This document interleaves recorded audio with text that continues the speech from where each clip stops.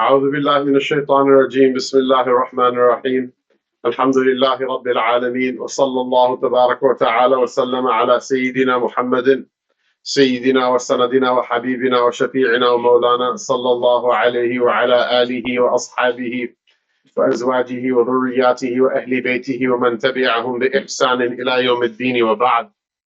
Alhamdulillah. This is going to be this is not going to be an Islamotainment weekend program. There are some programs where it's like, hey, let's have story time and we'll tell heartwarming tales of this, that, or the other thing. This is not going to be that. This, you kind of have to pay attention to stuff. You have to come on time, and it's going to be very dense material. I actually laughed about this the other day. That somebody offered me, they said that one of your lecture series is on a topic that's actually less dense than this. Can I send it to somebody who does transcription? You know, like a lot of people, like when they write a book, they're not people, you should know that they're not people who know how to write, so they can't write a book. What they do, they hire somebody else. They basically just talk and somebody else does the writing, cleans up the grammar and whatever. So can I hire someone like that to turn this like audio lecture series of yours into a book? He charges some like whatever $6,000 and he'll do the whole thing and you'll have a ready-made book without any effort on your part. I said, sure, go ahead, go see what's going on. The guy actually listened to the lecture series, said this is like such dense material.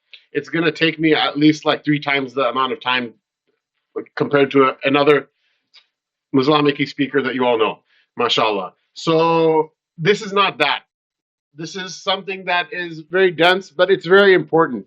It's something that will be like a key. It makes a lot of things in Islam that may not make sense. You may not even be cognizant that it doesn't make sense because you're just going with the flow. This will hopefully be something that makes a lot of things plug in and make sense. And Islam is something that works better when your mind works. It works better when you understand things. I don't know how many people here were in either of the Jummah khutbahs or in last night's program in the masjid. Raise your hand. Right, so maybe like less than half. One of the things I wanted to reiterate is the idea that somehow or another you believe things on blind faith is an alien idea to Islam. Rather, one of the synonyms for faith, one of the synonyms for Iman that's used in the Quran, synonym is what? It's 2 different words that mean more or less the same thing. They don't mean exactly the same thing, but they mean they're more or less denotating the same thing. By the way, this is another thing. If sometimes people say, oh, can you kind of like simplify your vocabulary? And I'll just make a counter request. If there's a word you don't know, just write it down. You can ask me if you're embarrassed. You can look it up in the dictionary. It's never been easier. Everybody has phones. You can ask me and I'll explain it to you. But language is really important. Words mean things. You have to make friends with words. But at any rate, one of the synonyms for Iman in the Quran and in the Sunnah of the Prophet ﷺ is what? Yaqeen. What does yaqeen mean? Obviously, it means other things as well, but yaqeen means like hard certainty. Your Islam is Islam when this deen is the only way it could be, the only thing that makes sense. Nothing else makes sense afterward. And it's based on that yaqeen that a person's Islam then takes life. So this presentation of so many hours is an attempt to somehow integrate all of these things so that a person can get to yaqeen. Or if somebody already is at that yaqeen right now, but they don't know how to put it into words in order to share it with somebody else, they'll be able to share it with somebody else. Once this makes sense, then the way the Sharia is laid out should make sense. Then the way that the adab of Islam should make sense. A lot of things should make sense, inshallah, based on this. That's the hope. Allah subhanahu wa ta'ala give all of us tawfiq. Bismillahir Rahmanir Rahim. Alhamdulillahi Rabbil Alameen. Wa sallallahu ta'ala ala rasulihi Sayyidina Muhammad wa ala alihi wa sahbihi أجمعين. اللهم ربي يسر ولا تعسر وتمم بالخير وبك نستعين. اللهم ربي يسر ولا تعسر وتمم بالخير وبك نستعين. اللهم ربي يسر ولا تعسر وتمم بالخير وبك نستعين ولا حول ولا قوة إلا بالله العلي العظيم. باب ما تنطق به الألسنة وتعتقده الأفئدة من واجب أمور الديانات. This is a chapter of a longer book, which is mainly concerned with fiqh, although there are a lot of other things in it. But this is a chapter regarding the recital of the basic aqaid, the basic beliefs of Islam. This is a translation, an original translation, and it's a work in progress. I ask that you not share it with other people, not necessarily because there's anything super top secret about it, but because there are mistakes and things like that. I hope to one day clean this up and make it a work that can be shared widely. I see also, mashallah, we have Bilal, you're still in your chaplain role? No, mashallah. But he's been like doing stuff in the community, in the masjid and things like that. So hopefully one day, this is not like any copyright I'm holding on this. If you learn this properly, you can share it with other people as well. You can teach it to other people, whether you become big sheikh with like a projector, or it's just teaching to your children or teaching to your family members or your friends in whole or in part, inshallah. So this is a chapter from a longer book. The name of the book is the Risalat Ibn Abi Zayd Al-Qayrawani. If I feel like there's some kind of whiteboard that should be coming up. If not, it's not here and I'm not seeing it, but it should come up at some point or another. If you need me to, I can write all these things down over there as well. So this is the chapter regarding that which the tongues speak and the hearts believe from the necessary matters of deen. And so first of all, already there's a connection between what a person says on their tongue and what they believe inside of their heart. And so the definition of the components of Iman, it's something that will come later on, but there's a reason. I just want to bring your attention to the fact that those two things are mentioned together. من ذلك الإيمان بالقلب والنطق باللسان أن الله إله واحد لا إله غيره ولا شبيه له ولا نظير له ولا ولد له ولا والد له ولا صاحبة له ولا شريك له. It says, prime amongst those matters is faith in the heart and speech on the tongue. Again, the two things are mentioned side by side. That Allah is one God and that there's no God other than Him. No one resembles Him. He has no peer. He has no offspring. He has no parents. He has no female companion, and He has no partner. So to unpack this like small like paragraph.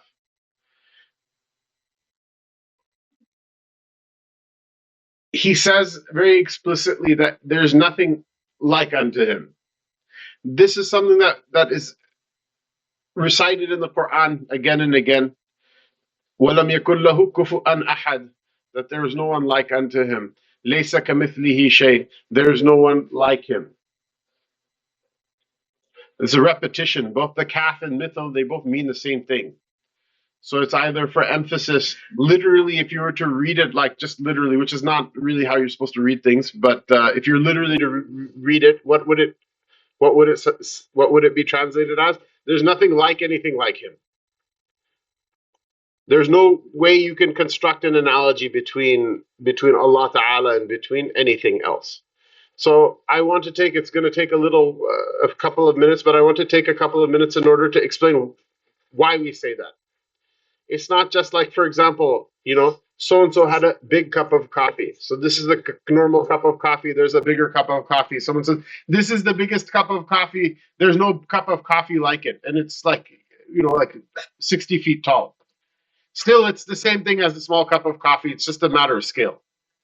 We say there's a qualitative difference between Allah Ta'ala and between the creation. There's no way of making any sort of connection between the two of them. And so this has to do with something very basic, because this is a book of aqaid. It's a book in which it's like a ritual recital of the points of aqaid that we believe in. It's not really an explanation of those aqaid, what they are. It's not an explanation of why they are the way that they are. So I will plug a little bit of that in by the wayside. And so when we talk about yaqeen, that you have certainty in Allah Ta'ala's existence, one of the simplest and most robust proofs for the existence of Allah Ta'ala. Allah Ta'ala has to exist first before a person really moves on anywhere else with their deen. It's such a robust proof that even Christian apologists, basically, because Christianity is like a kite that's the rope is broken and it's flown away. Nobody who's Christian really believes it anymore, except for very few people. Many of them for economic reasons, many of them for cultural reasons. But it's not really an ideological commitment that many people have anymore, except for the kind of the least intelligent of the lot. Even Christian apologists basically use this argument. There's a Christian apologist. Alhamdulillah, it's a blessing that I forgot his name. I really don't like him at all. But he called this the kalam cosmological argument. But it's in the books of ilm, it's Burhan al-Huduf. They used to teach it to kids when they in maktab, which is what وَلِوُجُودِهِ دَلِيلٌ قَاطِعٌ حَاجَةُ كُلِّ مُحْدَثٍ لِلصَّانِعِ. That Allah Ta'ala's existence has a decisive proof, which is the need for all things within the world of causes and effects to have a cause. So in the world of causes and effects that we are currently residing, you cannot say something happens because of nothing. If I were to tell Musa, hey, look over there, and he looks the other way, and then he gets bopped in the back of the head with something from my general direction, what would be the more reasonable conclusion for him to come to? I threw it at him, or it just happened? This is not, you understand what I'm saying? This is not you don't need this particular illustration. You don't need to pray 5 times a day in order to understand where I'm coming from. You don't need to have a turban and like a 7-foot-long beard and like hijab and jilbab and kabab and whatever. You don't need any of that, right? Everybody understands. Even a dog understands it. That if the dog doesn't see you throw it, but it will see it comes from your general direction, it will come after you. Because every living thing understands intuitively that every effect has some sort of cause. So pause this argument for one moment, and then let's talk about another concept. So we have the concept in Islam of, not just in Islam, amongst human beings, we have a concept of the aqliyat, of rationality. Because we stopped teaching logic, nobody understands what the word rational means anymore. Like gravity, does gravity repel objects or does it attract objects? This is not a rational concept at all. It's not irrational, but it has nothing to do with rationality. It just happens to be the way it is. Rationality is primarily concerned with classifying things as being in one of 3 conditions. One thing is necessary, one thing is impossible, and one thing is possible. So if A equals B and B equals C, what is the relationship between A and C? Okay, is it a possibility that they're equal, or is it necessary that they're equal? It's necessary, unless the things that you said from before are not true. If they are true, then it's necessary that A has to equal C. That's it. There's no other option. And then like that for impossibilia, right? If A equals B and B equals C, then what about me making a statement that A is not equal to C? It's impossible. And then the third category of things are things that are possible. So my favorite color is green. Is that necessary, possible, or impossible? It's possible. Maybe it is. Maybe it isn't. Like the whole world makes sense, even if it isn't. So things that are impossible rationally, they are those things that nothing can make sense without them. So if we were to say, for example, gravity repels things instead of gravity, like imagine a universe in which gravity repels things instead of attracting things. You can do all the equations. You just flip the polarity of the way certain forces work. Everything still works out. It so happens that gravity attracts things, but it's not necessary that, rationally speaking. Empirically speaking, yeah, we say it's necessary that gravity attracts things because that's all we observe in the world. So if someone tells you that, oh well, gravity can also repel things, so you show me an instance of that happening. If someone can show an instance of that happening, it doesn't somehow like make our entire understanding of the universe fall apart. Whereas if I were to tell you that part of something is greater than the whole of something, then nothing means anything anymore. This is one of the reasons that the Christians say that you have to take faith blindly. Why? Because their Aqeedah is built on something impossible, which is that God who created the heavens and the earth, وَالْعِيَاذُ بِاللَّهِ نَقْلُ الْكُفْرِ لَيْسَ بِكُفْرٍ. That they say that God who created the heavens and the earth is also part of the earth. It doesn't work that way. You can't be something, a part of something that you created, that you were part of something that didn't exist before you made it exist. It doesn't work. None of these words mean what they mean anymore when you talk about them that way. And so Islam is not like that. What do we say? We say there's only one existence in the world that is necessary, which is the existence of Allah Ta'ala. All other existences are possible. So if you say I exist and God exists, look, there's something similar between the two of us. We say linguistically, yes, what you said makes sense, like in terms of like how we use words, but the existence of Allah Ta'ala is what? It's necessary. And the existence of you and me is what? It's possible. Now, coming back to this this discussion, we read further and we'll tie some of these threads together. He says, ليس لأوليته ابتداء ولا لآخريته انقضاء لا يبلغ كنه صفته الواصفون ولا يحيط بأمره المتفكرون. Allah subhanahu wa ta'ala, he says, no matter how far one goes into his past, they will not find a beginning. No matter how far one goes into his future, they will not find an end. So this is another precept, a rational precept that people should understand, which is that that thing which exists necessarily must always exist.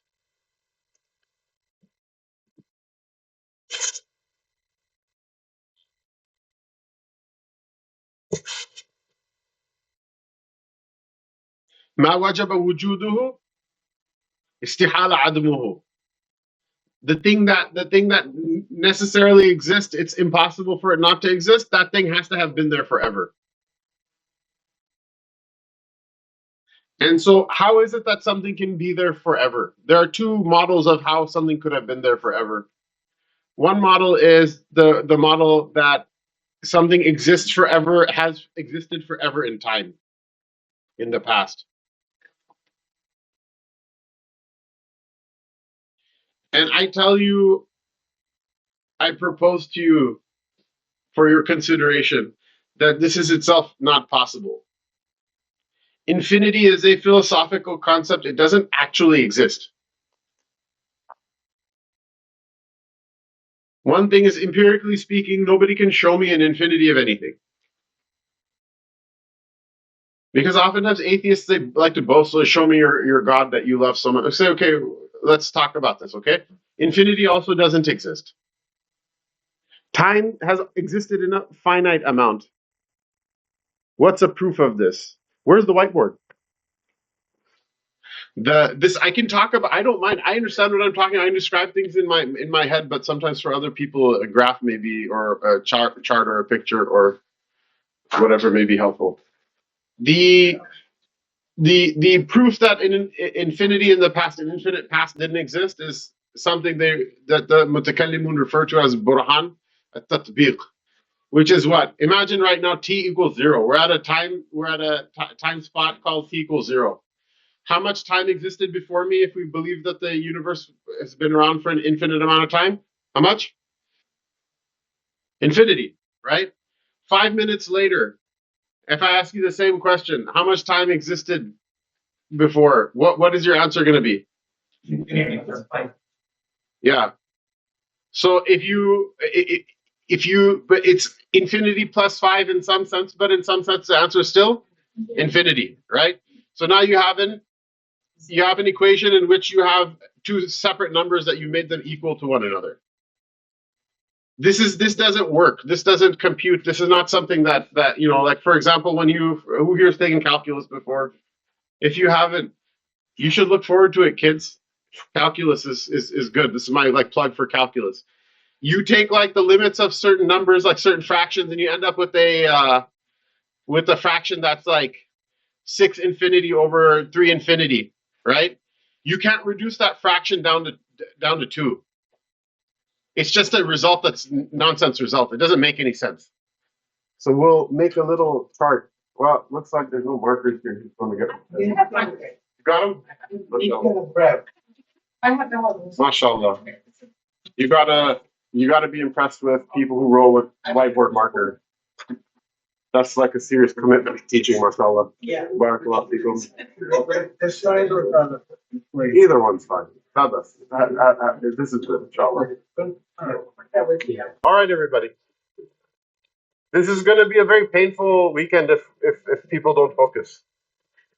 So, t equals 0. You have like a timeline.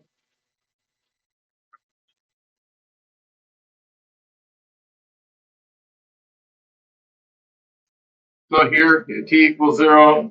Here, t equals 5. Here, the universe has existed for infinity. Here, the universe has existed for infinity. Somehow they're equal, but somehow they're unequal. It doesn't work out. Note, by the way, someone's like, well, they're big sheikh. This is a proof against you because people are going to be in Jannah forever, right? It doesn't work in the future like this. Why? Because if in the future, you say t equals 0 and t equals 5, then the infinite future and the infinite future plus 5 minus 5, because you're not accounting for something that had already happened yet, it doesn't break down. That's big, right? If t equals 0 here and t equals 5 here, then you can actually subtract infinities for each other and show decisively that the time between 0 and 5 is just 5. I should explain that better. I will give myself a moment for my head to clear, inshallah, and I'll explain that better. But the point is that at any rate in the past, the proof of an infinite existence in the future is not, in the past is not something that's tenable. And we empirically observe in the universe now that there was something called the Big Bang. No one can see anything before that. People theorize, well, maybe it's cyclical, or maybe it's seeded from another dimension. Maybe it's this, maybe it's a lot of things. They also say that God is our imaginary friend. We say that these weird theories of of a periodic Big Bang, Big Crunch, and other dimensions and all these other things are your imaginary friend. If you can prove it, then we'll talk about it. If we cannot prove it, then there's no point in really discussing it. Rather, the universe has a finite beginning. And now I want to come back to the other discussion we were having, which is with regards to the wujud of Allah Ta'ala, with regards to the existence of Allah Ta'ala being what? Being necessary. When we say Allah Ta'ala's existence is necessary, and we say that our existence is possible. It's possible. It's from the possibilities, so there's no connection between the two of them. We say that Allah Subhanahu wa Ta'ala's existence is because time has a finite beginning. So if you were to say, for example, that t equals 0 is the moment of the existence of the material world, what was happening 5 minutes before that? T equals 0. It's a null question because there's no such thing as 5 minutes before that. This makes a person have to think about something, which is what? Which is that time and space themselves are parts of the creation. Allah Ta'ala made them. He's not subjected to them.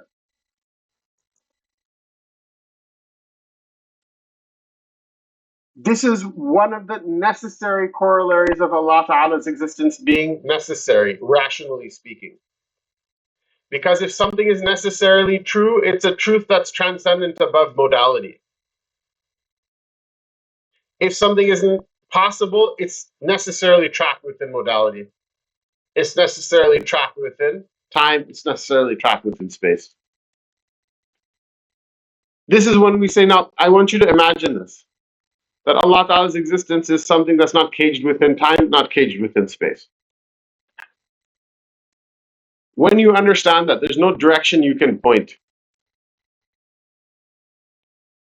people ask, they're like, well, what about, this hadith about a slave girl who, asked, where is Allah? And she pointed upward, or the Prophet ﷺ used to face the heavens when he used to make dua. The story about the slave girl, she was mute. She was mute. She couldn't speak. And the Prophet ﷺ asked her, where is Allah Ta'ala? And she gestured upward. This and a number of other issues, they're referred to as the mutashabihat. We'll talk about them so far. So we'll talk about them shortly, I should say. But the point is that these, these individual items, we'll discuss them shortly, but I want you to put in your head for a moment that the creation, everything is a creation. Allah Ta'ala existed and none of those other things existed. Allah Ta'ala existed in a way that's not something that you can count in time, and it's not something that you can measure in physical space.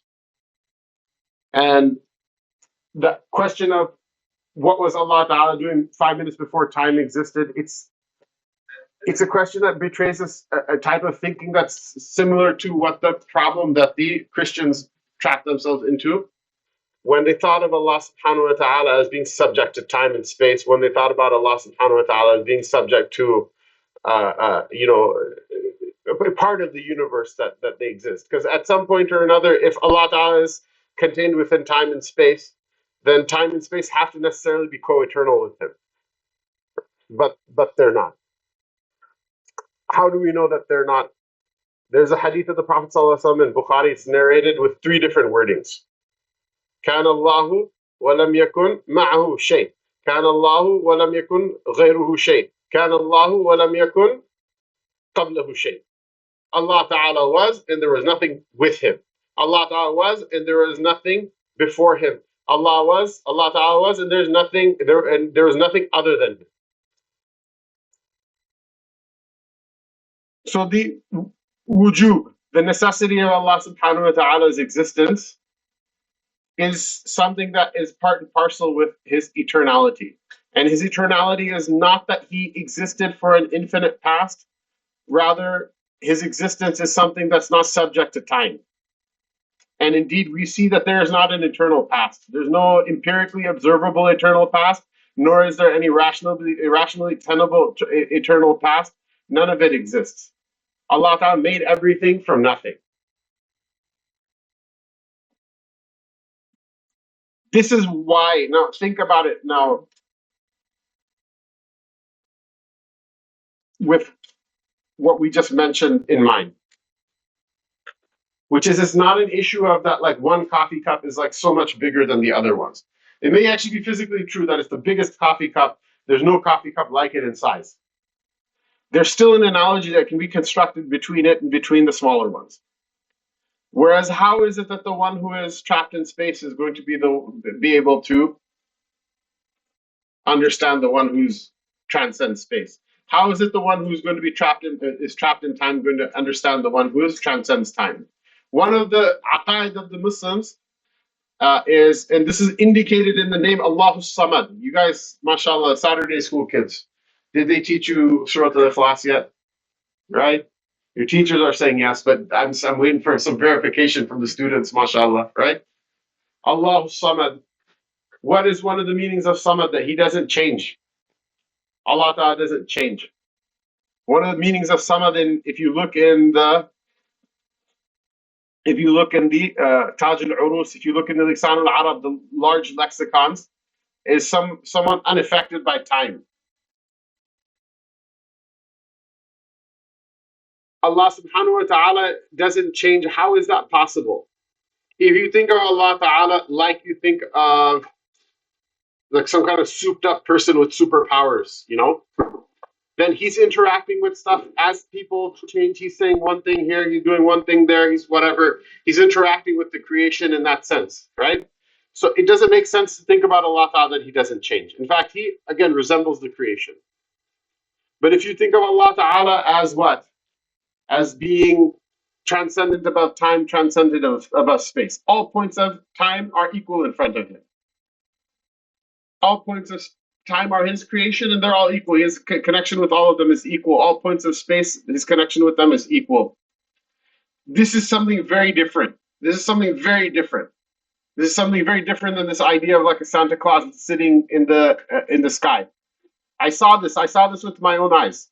I visited the Notre Dame Cathedral in Paris, and as I think a 10th grader who had no training in Arabic, no training in any of the Islamic sciences, anything like that, there was a big picture of it was like chiseled into stone, and it's a big guy with a big beard sitting on a chair and said, "God in heaven."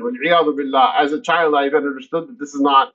There's something very not right about this, and so this is a theory. Maybe because we're in Jersey, people are right now like filled to the brim with objections. Give me a couple of minutes. I will say my piece, inshallah, and then you can listen to what I'm saying, even if you don't agree with it. And then I'll give you time to have objections and questions and all of that. So the next, what is the next thing that that's written in the text? He says, لا يبلغ كنه صفته الواصفون. The people who describe things with words. Here I use the word praise because it's Allah Ta'ala. But wasf can mean two things. Its original meaning is to describe something, and somebody who makes wasf of something also is like in the literary sense, it's like somebody who praises somebody. So those who praise him will never be able to describe the true quality of his attributes. I realize now this edition is riddled with typos. I will clean it up and send you guys another one, inshallah, tonight. Those who praise him will never be able to describe the true qualities of his attributes. Now that I went through all of that, do you understand why? وَلَمْ يَكُنْ لَهُ كُفُوًا أَحَدٌ لَا تُدْرِكُ الْأَبْصَارُ وَهُوَ يُدْرِكُ الْأَبْصَارِ. The visions do not apprehend him, even though he sees all of the visions. That Allah subhanahu wa ta'ala, the kunha, the sifa, the word kunha is a mutaradif, it's a synonym for the word that. So we'll write that down. We'll write that down.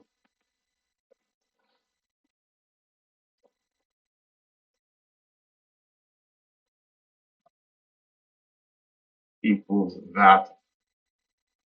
Both of these words, for those who don't understand Arabic, they are a word meaning the answer to the question of what is something. What is gold? It's a metal.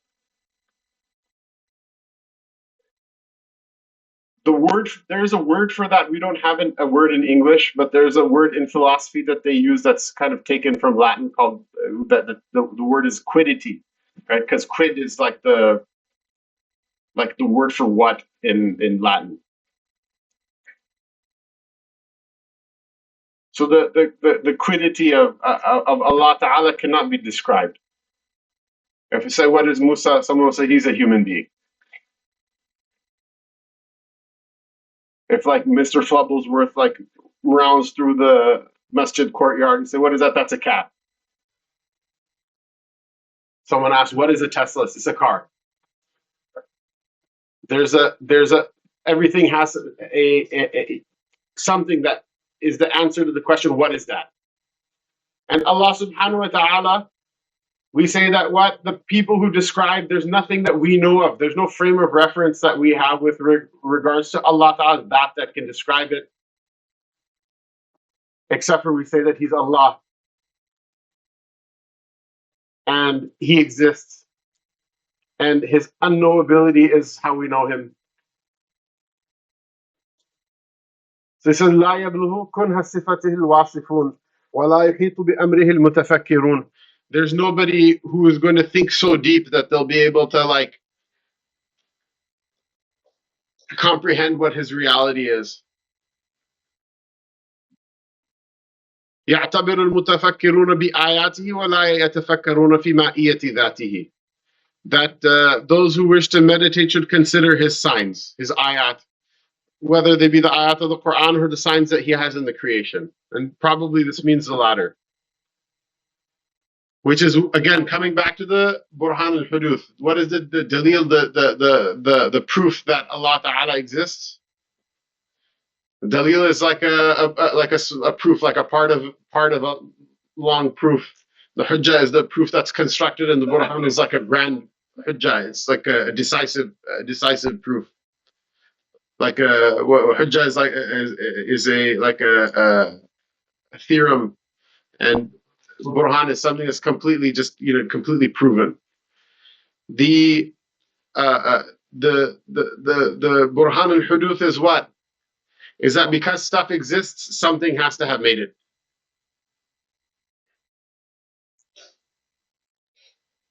Just like Musa would be a fool if he looked the other way and a rock came and hit him from my direction while he wasn't looking, and I told him it just happened on its own. Just like the whole universe, the idea that somehow individual things that happen in the universe all have to have a cause, but all of the universe together just happened on its own.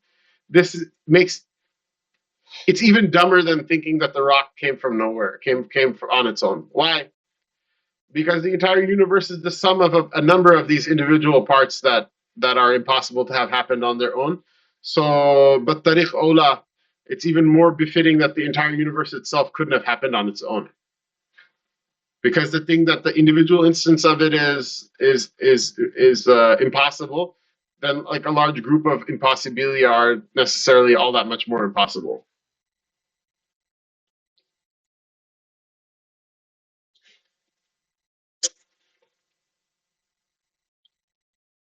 So why does he say right here يعتبر المتفكرون بآياته?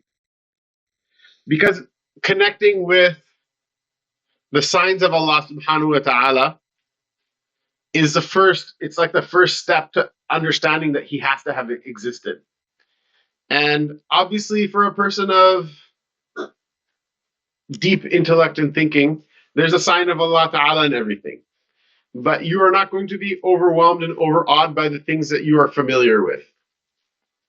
So that's why sometimes it's good to go, maybe you could take Saturday school kids camping or something. You know what I mean?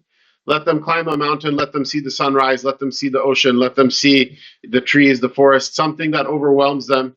Why is it in the Quran, وَالشَّمْسِ وَضُحَاهَا وَاللَّيْلِ إِذَا يَغْشَى? Why is the invocation of great signs within the creation made? There's a number of reasons. The point of this class is not a tafsir class, but one of the benefits of it is what? Is that these things make a person think about things that are bigger than themselves. Because if I were to tell you, hey, look, I made a cup, you'd be like, big deal. I have 50 of them at my house. But then if I were to say, look at the sun, look at the stars, you don't have 50 of them at your house. So now you have to think, like, how did all of this happen? And so someone will tell you, well, a big mass of like hydrogen coalesced and this happened and that happened. Well, how did that happen? And it points you all toward bigger and bigger things that seem like impossible that they happened on their own. And then some smarty pants will be like, well, it's all explained by the Big Bang. Okay, great. How did that happen? Literally everything that ever exists came from an infinitesimal point, and bam, is like there after nothing having been there.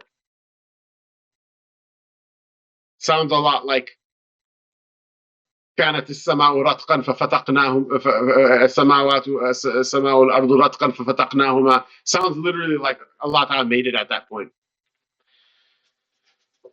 And whatever it is, even if someone kicks the can down the road further, right?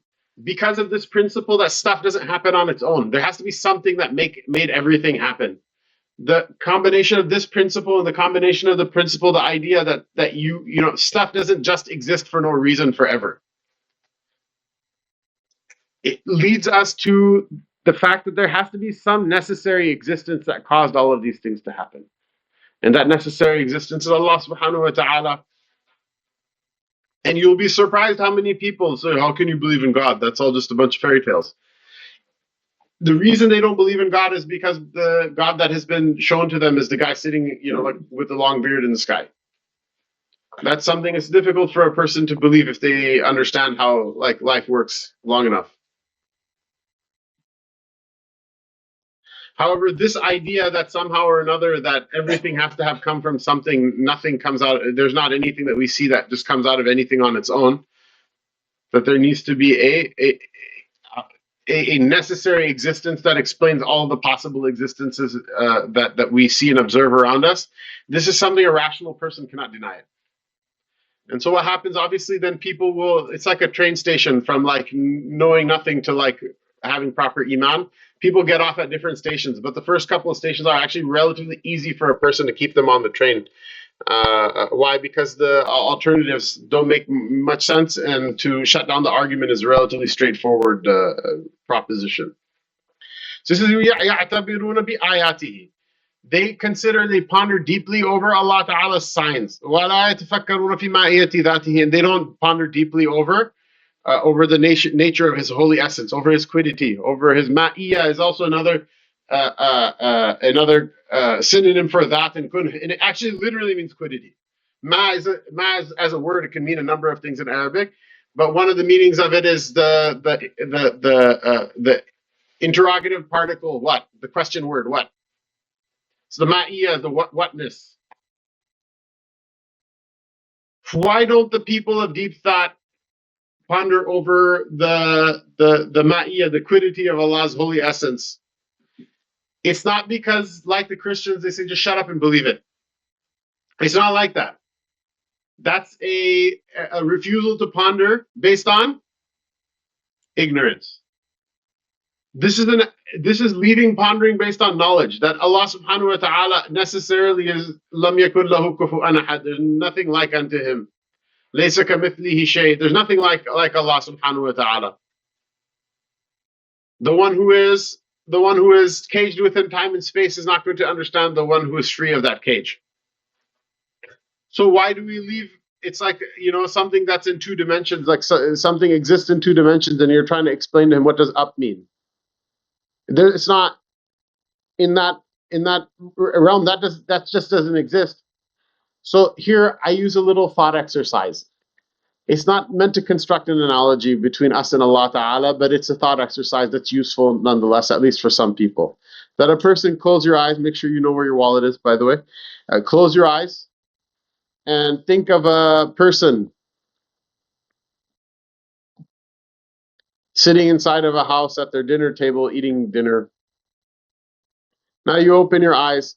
If you were to go into that imagination you constructed in your head and ask that person, where am I? Can you point to me? What direction is he going to point to? The level of your existence with connection to the existence of that image you had in your mind. It's a qualitative transcendence. There's no, you can't point up, down, left, right, that's not the nature of the relationship between one and the other. And so one of the reasons, obviously, we're not saying that this is like we're like a thought in the mind of Allah. We're not saying that. But the point is that if you can see some sort of, because not all analogies are not all just one thing is like the other. There's another class of analogies, which is that if this thing is impossible, then the thing that's even more intense of that is even more impossible, right? It's one of those type of analogies. Or if this thing is possible, then the other thing should be possible as well, by rational extension. The point is that if you were to ask the one who is caged within time and space, both you and your imagination are still at least in the same idea of time and space. The one who is caged within time and space is not going to be able to understand the one who isn't. And that's why we don't try to ask the question of what is Allah Ta'ala, what is the that of Allah Subhanahu wa Ta'ala. We leave it alone. There is an ibara, there is an expression from the Aqeedah Tahawiyah that the person who tries to ponder over secrets like this, it's like the person who's just like throwing a rock in like the darkness. You don't know what you're trying to hit. You don't know where it is, and the only thing you're going to end up doing is either you'll waste your time because you'll ponder over it and you'll realize that there's nothing I can understand from this, or you will make a phantasm in your head You'll imagine something in your head and you'll think it's right and it's going to be wrong. And that wrong thing is not any normal wrong thing. You can be wrong about, oh, I thought it was 45 miles an hour and it's really 35. You get a speeding ticket, it should be okay. This is one of those things. If you if you come back with the wrong image inside of your head, you ended up manufacturing a lie against Allah subhanahu wa ta'ala. It's not a good thing. It could jeopardize your hereafter. And then how this could be, like how this habit of getting into the oneness of Allah leads to something like a Trinity, because now, they've gone so far off that they've made God into the Trinity. Yeah, that's and not only that, because you read the history of the church, the formulations with regards to the Trinity are so they're such so much word soup, and they would get into wars with one another over it, and they'd kill people over it, and they'd excommunicate one another over it. So the Orthodox Church, the Egyptians and the Ethiopians, they consider the Orthodox Church, like the Russians and the Greeks, to be kafirs, and same thing vice versa. And just like that, the Eastern Orthodox Church in Europe considers the Catholics to be kafirs. And just like that, Catholics and Protestants make takfir over one another and over themselves as well.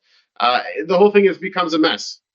And a lot of blood was spilled over these things. And the reason I mention this, not necessarily to dunk on the Christians because they're divided, but to say they made takfir. They said to each other, they all pointed and said, you guys are all kafirs. But if you were to pull any one of them, other than someone who has like a PhD in theology, other than maybe their bishops, and not even all of them, even their normal priests, most of them probably don't understand. If you were to say, hey, can you explain to me why, the other group is not Christian? Beats the smack out of me. I have no idea. So at any rate, he brings in a dalil. This is one of the nice things about the text. This text is that the author of it is a muhaddith, a great scholar. So he brings a lot of the text of the Quran and the hadith of the Prophet ﷺ into it. So لا يحيطون بشيء من علمه إلا بما شاء وسع كرسيه السماوات والأرض ولا يؤوده حفظهما وهو العلي العظيم. What he just said, that no matter how deeply you think, you're not going to understand Allah subhanahu wa ta'ala. And he brings from the Ayatul Kursi, says that they cannot fully comprehend any part of his knowledge except for that which he wishes for them. His footstool is wider than the entire heavens and the earth. His guarding over them does not cause him to tire in the least, and he is the most high, the most magnificent. And so the translation of kursi as footstool, we'll talk about it a little bit further on. But the idea is that the ilm, the knowledge of Allah Ta'ala, is one of his sifat, it's one of his attributes, it's not even the essence. So if the attribute itself is not something that you can encompass or understand properly, then the that b'tariq awla, the essence of Allah Subhanahu wa Ta'ala, the quiddity of Allah Ta'ala, which is the mahal, it's the markaz in which all of his sifat abide. Then if you cannot describe part of it, then you can't describe all of it by rational analogy. All right, inshallah,